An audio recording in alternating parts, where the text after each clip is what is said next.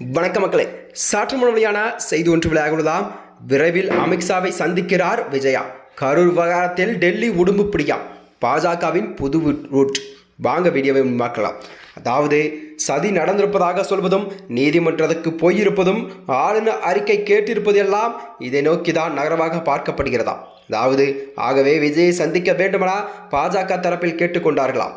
அதாவது தமிழக வெற்றி கழகத்தின் தலைவர் விஜய் அவர்கள் கரூர் மக்களை சந்தித்து தேர்தல் பிரச்சாரம் மேற்கொண்ட போது தொண்டர்களும் பொதுமக்களும் அதிக அளவில் திரண்டதாலும் நிகழ்ச்சியை தொடங்க தாமதமாக ஏற்பட்டாலும் கூட்ட நெரிசல் ஏற்பட்டு 41 பேர் மேற்பட்டோர் பலியாகியுள்ளார்.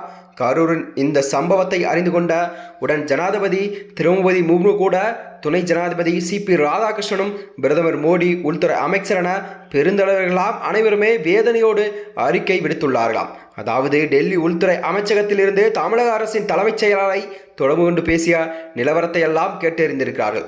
அதாவது தமிழக முதல்வர் எடுத்த நடவடிக்கை பற்றி விசாரித்து இருக்கிறார்களாம். அடுத்து கரூர் சம்பவம் குறித்து ரிப்போர்ட் அனுப்பவும் உத்தரவிடப்பட்டுள்ளது மேலிடத்திலிருந்து.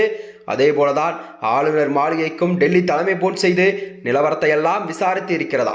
அதாவது ஆளுநர் ஆர்.என். ரவியிடம் கரூர் சம்பவம் குறித்து ஒரு அறிக்கை அனுப்ப கேட்டிருக்கிறது டெல்லி மேலிடம்.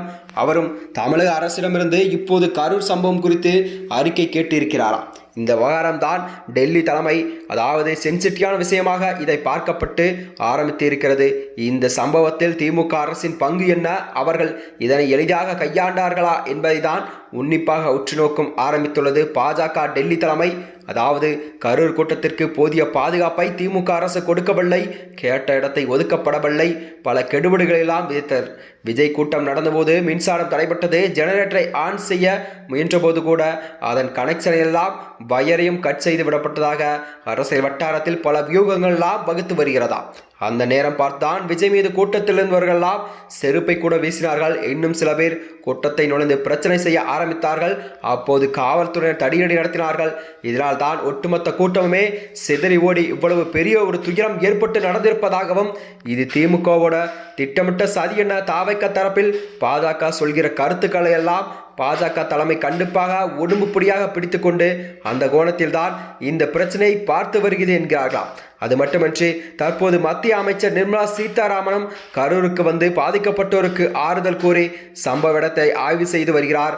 இந்நிலையில் தான் பாஜக தலைமையை கண்டிப்பாக விஜயை சந்திக்க பேச்சுவார்த்தை எல்லாம் நடைபெறுவதாகவும் சொல்லப்படுகிறதாம். அதாவது பிஜேபி தரப்பிலிருந்து இப்போதைக்கு சந்திக்க வேண்டுமென விஜய் தரப்பில் சொல்லியுள்ளதாக தகவல் வெளியாகியுள்ளதாம். இது குறித்து டெல்லி சோர்ஸிடம் விசாரித்த பொழுது இந்த 41 பேரும் மரணத்தில் என்ன நடந்தது என பாஜக கண்டிப்பாக உன்னிப்பாக கவனித்து வருகிறதா. விஜய் தரப்பின் குற்றச்சாட்டுகள் முகாந்திரம் இருக்கலாம் என நம்புகிறது பாஜக.